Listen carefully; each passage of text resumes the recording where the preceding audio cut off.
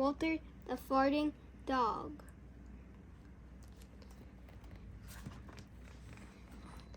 Betty and Billy brought water home. Home from the dog pound. Nobody wanted him, said Billy, but we love him, said Betty. Will he smells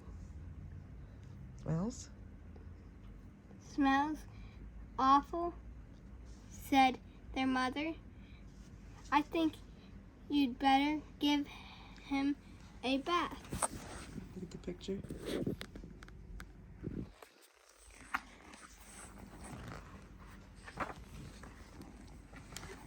Mother walked in and said, he still smells awful. And that's when they got the first clue. The telltale bubbles in the water. He's probably just a little nervous, said Mother hopefully. His stomach must be upset. But Walter's stomach wasn't upset. Walter's stomach was fine. He felt perfectly normal. He just farted a lot.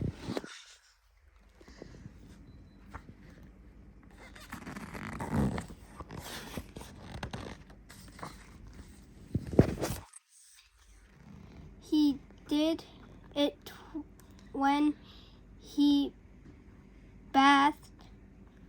He did it when he played with Betty and Billy. He did it when he walked around the house. He did it in the dining room. He did it in the kitchen, and he did it in his sleep.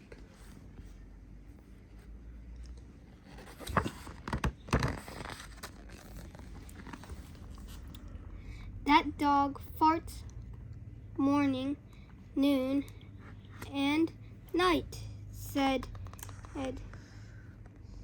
Father, he can't help it, Daddy, said Betty and Billy. Then he didn't mind Walter's farts. So if he farts... So what if he farts? So what if he farts? Billy said to Betty when they were alone. The page in their room with Walter. Betty agreed. Walter agreed too. He sat there looking innocently around, farting. Take him to the vet, said Father.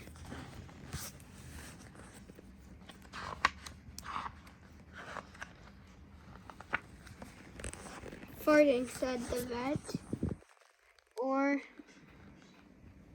rectal flatulence, as we say in the medical profession, and prescribed a change in diet. You see the picture? Oh. He's looking at his butt.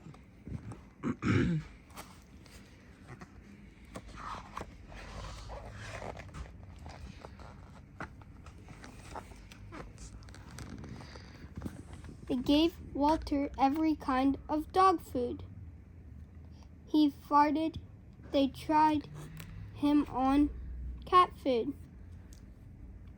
They gave him hot dogs, hamburgers, and lettuce, and tomato sandwiches. They gave him fried chicken. They gave him rabbit food. They made him a vegetarian. No matter what that dog eats, he turns it into farts. He turns it into farts. Roared, father. That's funny.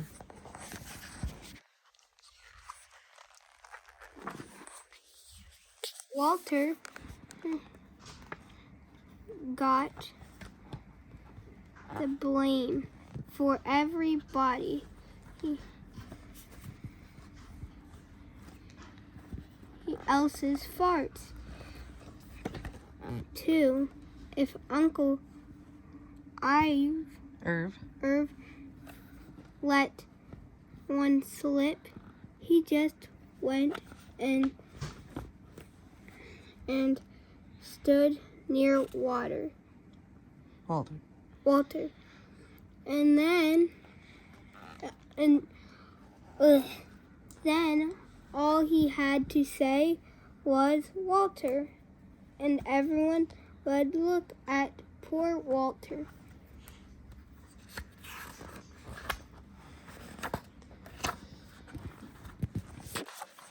He has to go back to the pound, said Father. No, Daddy, please, begged Betty and Billy. Don't send Walter away. He goes tomorrow, said Father. They pleaded. Walter farted. It was all over that night. Betty and Billy cried in their beds, and Walter looked at them unhappily. Oh, Walter, said Betty, you got to stop farting because Father is going to send you back to the pound tomorrow, said Billy.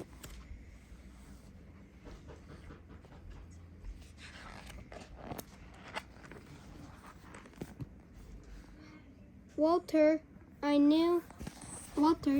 knew how serious the solution was. He'd never seen Betty and Billy again.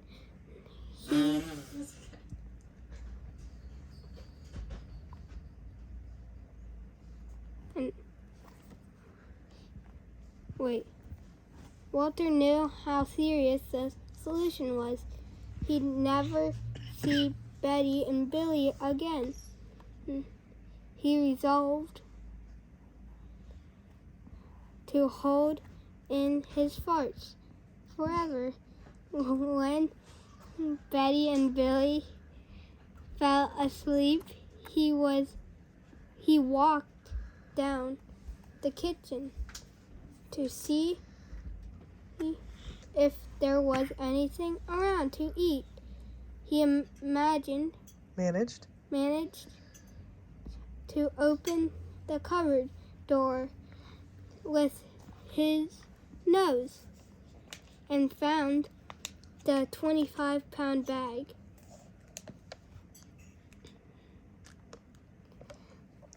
of low fart dog biscuits. The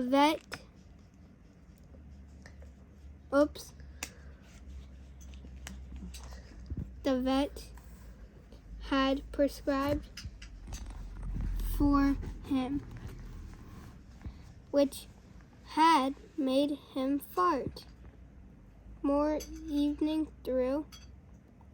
He knew, even though he knew they made him fart more, he couldn't resist.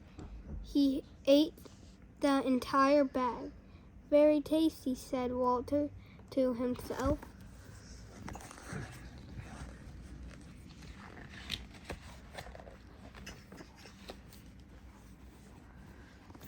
And then he went and laid down on the sofa. A gigantic gas bubble began to build inside him. This is going to be trouble, he said to himself nervously. He was afraid of what might happen if he let it go.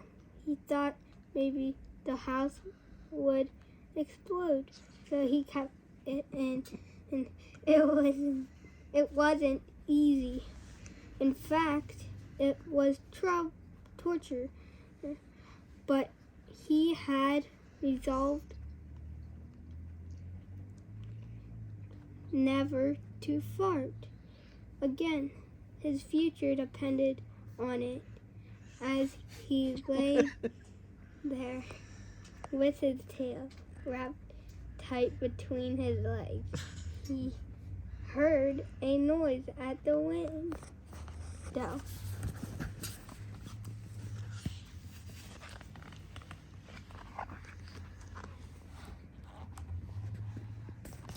He watched it slowly open. A pair of burglars came through. They dropped silently into the kitchen. Watch out for the dog, said one of the burglars. He won't bite, said the other. He's a wimp. Walter might have bitten them, except he was so filled with gas he couldn't move. They tied a rag around his snout so he couldn't bark. Okay, whispered the first burglar. Let's clear the place out. They took everything they could get their hands on Walter wanted to stop them, but he was having Horrible? Oh, unbearable. unbearable gas pains. He rolled on his back and waved his paws. The air he gnashed his teeth. We've got it all, said the second burglar. Let's go.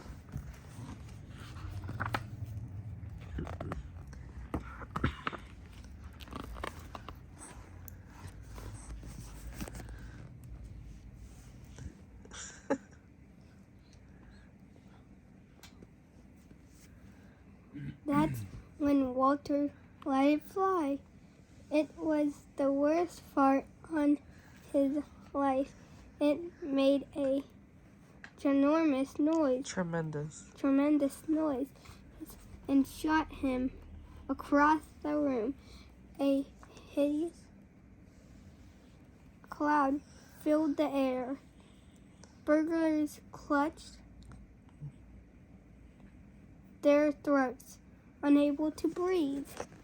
With tears in their eyes, they raced for the window.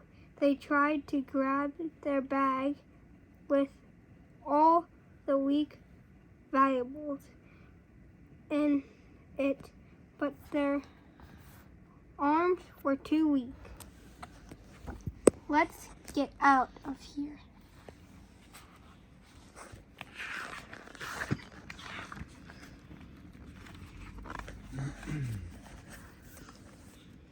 They jumped out the window and ran up the block, choking and gasping for air. Still blinded by Walter's attack, they stepped into the headlights of an approaching police car. "Hold it right there," said the policeman.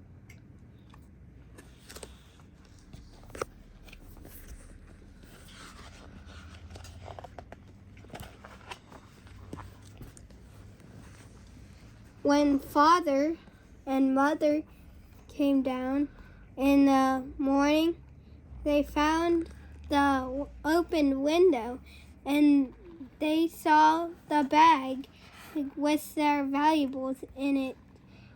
And Walter was sitting beside it. He still had the rag tied around his snout. You'd have to say he looked Heroic. heroic. He saved the Silverware. cried Mother. "He saved the VCR," cried Father. "Good dog, Walter. You're our dog, even if you do fart all the time."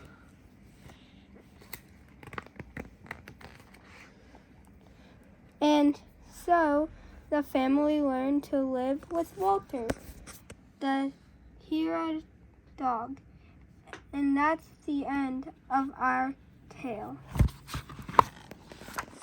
The end.